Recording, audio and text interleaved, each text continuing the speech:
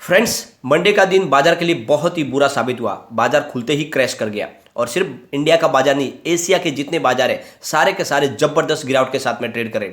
और इस सब के पीछे वजह है क्रूड ऑयल की प्राइस रिकॉर्ड हाई पे पहुंच गई है और दूसरी तरफ हमारा इंडियन रुपीज रिकॉर्ड निचले स्तर पे पहुंच गया। ऐसे में बहुत सारी जो है संभावना निगेटिव बन चुकी है। तो ऐसे में बाजार कहां तक जा सकता है, बहुत सारी जो बातें हैं इस वीडियो के माध्यम से डिस्कस करेंगे। क्रूड ऑयल की प्राइस, साथ में इंडियन रुपीज डॉलर के सामने कहाँ पे है उसको देखेंगे। बहुत ही ज़्यादा चौंकाने वाली बातें हैं। और दूसरी तरफ ये क्रूड ऑयल का मामला है, कल थोड़ा सा सुलझता हुआ दिखाई दे रहा था ईरान की वजह से, लेकिन आज फिर से उसमें चेंजेस आ गया और बहुत ज़्यादा मुसीबत वाला मामला बन चुका है। और ऊपर से एफआई का जो रुझान है वो बाजार की तरफ बहुत ज़्यादा नेगेटिव बना हुआ है। तो ये सारी बातें जिसकी वजह से जानेंगे कि आगे क्या राय रह सकती है बाजार के लिए। क्या इस समय हमें इन्वेस्टमेंट करना चाहिए डीप में, क्योंकि सेंसेक्स तो बहुत ज़्यादा करेक्ट हो चुका है, लेकिन क्या और भी नीचे गिर सकता है। तो सारी बातों को जानेंगे इस वीडियो के माध्यम से। लेकिन फ्रेंड, उससे पहले अगर आप पहली बार हमारे चैनल पर आए तो चैनल को सब्सक्राइब कर दीजिए, एक बेल आइकॉन दबा दीजिए ताकि जब भी नया वीडियो बने पहला नोटिफिकेशन आपको मिले। वीडियो पसंद आए तो लाइक शेयर जरूर कीजिए। चलो फ्रेंड, वीडियो स्टार्ट करते हैं। मैं हूँ आपका दोस्त एस.बी. दवे और हमारे अपने चैनल ऑनलाइन कमाई में आपका बहुत बहुत स्वागत है। फ्रेंड्स, अभी 10 बजे का टाइम है, बाजार खुल के अभी करीब हमारे पौना घंटा हो गया है। फिलहाल सेंसेक्स की शुरुआत हुई थी आज 53,172 पर गिरावट के साथ में ही, और फिर इसकी जो लो बनी वो थी 52,597 की, और हाई बनी है 53,172 पर। और फिलहाल सेंसेक्स फिर से 52,839 पर ट्रेड कर रहा है 10 बजे के आसपास। 1,493 पॉइंट की, यानी 1500 पॉइंट की बड़ी गिरावट है और 2.75% गिर चुका है सेंसेक्स। तो बड़ी गिरावट हुई है।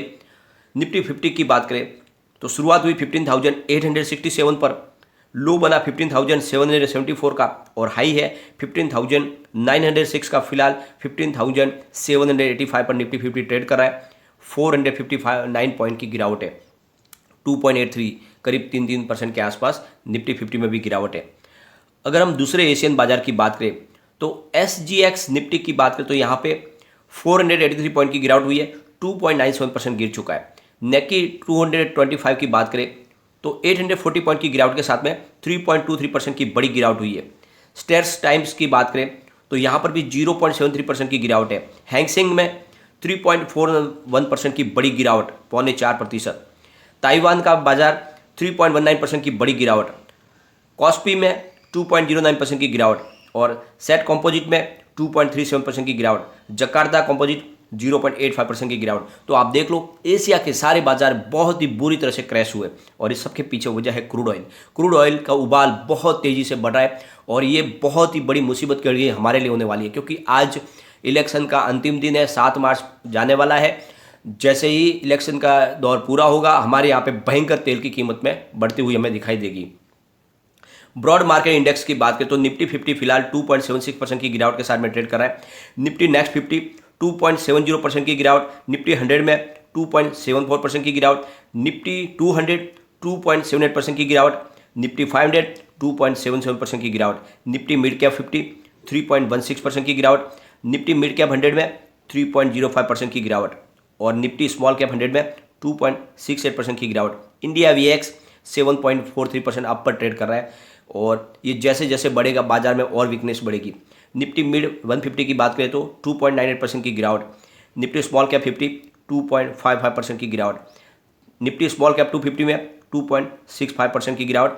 निफ्टी मिड स्मॉल 400 में 2.87% की गिरावट। तो यहाँ पे सबसे जो बड़ी गिरावट है वो है निफ्टी मिड कैप 50 में, जहाँ पे 3% से ऊपर गिरावट है, और निफ्टी 100 में जहाँ पे 3% के आसपास गिरावट है। तो अब आप देख लो, ओवरऑल जितने इंडेक्स है वो सारे के सारे कम से कम 2.5% से ऊपर गिरावट के साथ में ट्रेड कर रहे हैं। अलग अलग सेक्टरल इंडेक्स की बात करें तो निफ्टी बैंक में बहुत बड़ी, यानी 4.31% की गिरावट हुई है। निफ्टी ऑटो में भी 4.46% की बड़ी गिरावट है। निफ्टी फाइनेंशियल सर्विस में भी 4.21% की बड़ी गिरावट हो रही है। निफ्टी FMCG सेक्टर में 2.48% की गिरावट है। ये सेक्टर तो ऑलरेडी पहले से दौड़ा नहीं, उसके बावजूद भी बड़ी गिरावट हो चुकी है। निफ्टी IT में भी 1.48% की गिरावट है। निफ्टी मीडिया में 2.80% की गिरावट। निफ्टी मेटल अकेला है जो ग्रीन में है, 0.17% की गिरावट के साथ में। निफ्टी फार्मा 1.75% की गिरावट। निफ्टी PSU बैंक 3.81% की गिरावट। निफ्टी प्राइवेट बैंक 4.42% की गिरावट। और यहाँ पे आप रियलिटी में देखो तो 4.15% की गिरावट, तो सारे के सारे सेक्टर में बहुत बड़ी गिरावट है, करीब 4-4.5% की गिरावट है। और ये गिरावट है, ये बहुत बड़ी मुसीबत खड़ी कर रही है। लोगों की बहुत ज़्यादा रकम है वो कम हो चुकी है, लगातार उनका जो पोर्टफोलियो है वो पूरा का पूरा माइनस में जा रहा है और लगातार माहौल बिगड़ता जा रहा है। यहाँ पे जो सबसे बड़ी चिंताजनक बात है कि गोल्ड की प्राइस लगातार बढ़ रही है। अभी जो हमारे पास गोल्ड की प्राइस कल की शाम की है तो वहाँ पे 54,240 पर है 10 ग्राम 24 कैरेट गोल्ड की प्राइस। तो बहुत ज़्यादा प्राइस बढ़ चुकी है, लोगों का रुझान मार्केट से हटके गोल्ड की तरफ जाएगा क्योंकि गोल्ड की प्राइस लगातार बढ़ रही है। तो ऐसे में यहाँ पे निवेश और कम हो सकता है रिटेल इन्वेस्टर का। एफआई तो पहले से बाजार छोड़ के भाग रहे। सबसे बड़ी जो चिंता की बात निकल के आ रही है वो है इंडियन रुपीज की। डॉलर के सामने रुपीज की कीमत हो गई है 77.01, बहुत ही जबरदस्त। कई वर्षों के बाद ये पूरे निचले स्तर पे आ चुका है। तो रुपये की बहुत ज़्यादा धुलाई हो चुकी है, 77 पे आ चुका है और इसी वजह से बाजार के सेंटीमेंट बिगड़ रहे हैं। अगर कुछ गेंदर बाजार के देखें तो वो सिर्फ ऑयल सेक्टर से कंपनी संबंधित जो कंपनियां वही ओएनजीसी में 2.93% की बड़ी तेजी, हिंदाल्को में 2.11% की तेजी, कोल इंडिया 1.22% अप, टाटा स्टील 0.07% की तेजी। तो ये बाजार के विनर है जो ऑयल से संबंधित कंपनियां है। लेकिन जो बाजार के सबसे बड़े लूजर है वो है मारुति सुजुकी, जहां पे 6.61% की बम्पर गिरावट, टाटा मोटर्स में 5.85% की बड़ी गिरावट, M&M में 5.61% की गिरावट, लार्सन एंड टुब्रो में 5.14% की गिरावट, बजाज फिनसर्व में 5.08% की गिरावट। तो ये बड़े बाजार के लूजर है। कुछ वैल्यू टॉपर्स भी है, जैसे बजाज फाइनेंस 5.54% की गिरावट के साथ में 6,175 की प्राइस पे आ चुका है।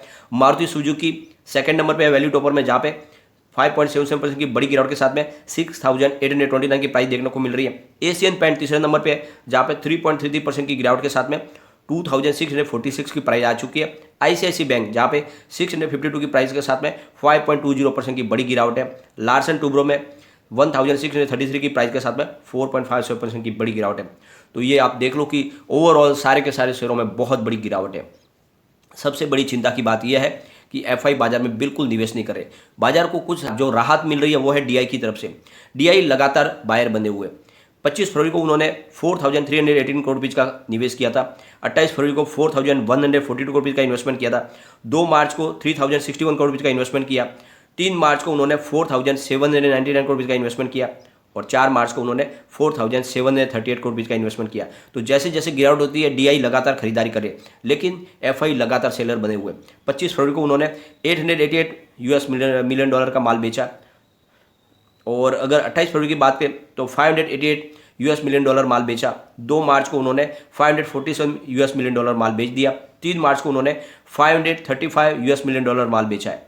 4 फरवरी को उन्होंने $862 मिलियन बेच दिया। अब आप देख लो कि लगातार सेलर बने हुए और ये उनका जो सेलिंग का जो प्रेशर है और बढ़ रहा है और इस वजह से बाजार यहाँ पे संभलने का नाम नहीं ले रहा है।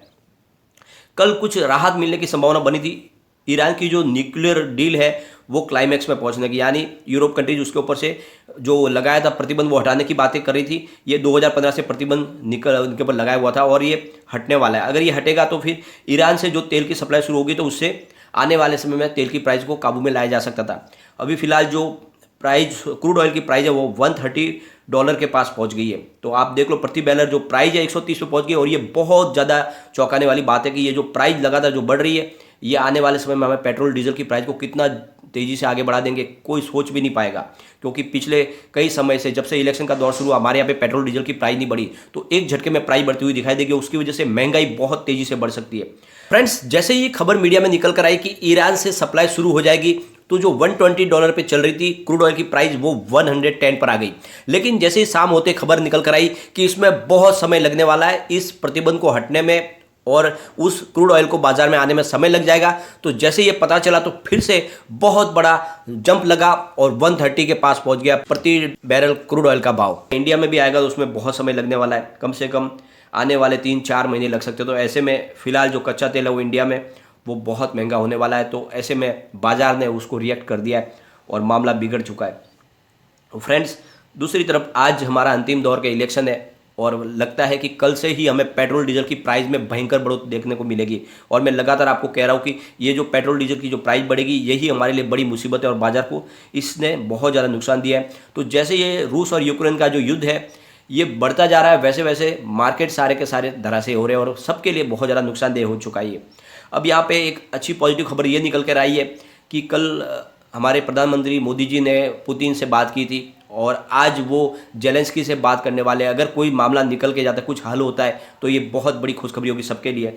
अब हमारे बच्चे भी सुमी में फंसे हुए, उनके लिए भी कोई रास्ता निकाला जाएगा। तो बहुत सारी बातें इसके ऊपर बनी टिकी हुई है कि क्या इसके सॉल्यूशन निकल के आता है। तो डील जब होगी, ये क्या होता है इसका मामला आगे देखेंगे। फिलहाल एक और अपडेट निकल कर आई है।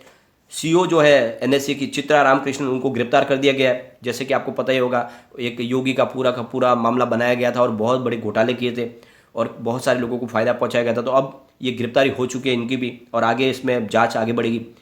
फ्रेंड्स, तो बाजार में लगातार गिरावट जारी है। अब आगे निफ्टी के सपोर्ट देखते कि क्या रह सकते हैं, यानी गिरावट में ये कहाँ तक जा सकता है और रेजिस्टेंस इसको क्या मिलेंगे।